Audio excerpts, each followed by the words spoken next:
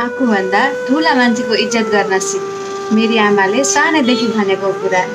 अनि मलाई पनि लाग्थ्यो ठिकै भन्नुभएको होला, आफूभन्दा ठुलाको इज्जत त गर्नै पर्छ। तर जब ठुली भएँ, जब संसार बुझ्दै गएँ अनि थाहा पाएँ इज्जत त कसैले दिएर भेटिने दिने छैन, इज्जत त आफै कमाउनु पर्छ। र इज्जतले सानो ठुलो कसैमा भेदभाव गर्दैन। जसले चाहिँ यो सानो हो भनेर मुखमा जे आयो त्यही भन्छ, जसले चाहिँ सानोको इज्जत गर्दैन हो त्यसलाई पनि इज्जत पाउने कुनै अधिकारै छैन।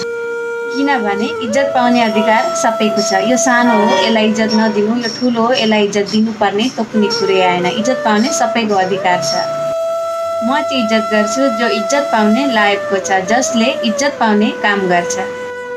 त्यही भएर म चाहिँ यो ठुलो हो यसलाई इज्जत दिनुपर्छ भन्ने विचारमा आउँदिन। त्यही भएर म भन्छु इज्जत त्यसैको गर्नु जसले तपाईँको इज्जत गर्छ। तपाईँको चाहिँ विचार के छ भिडियोको बारेमा कमेन्ट सेक्सनमा जनाउनु होला। By by.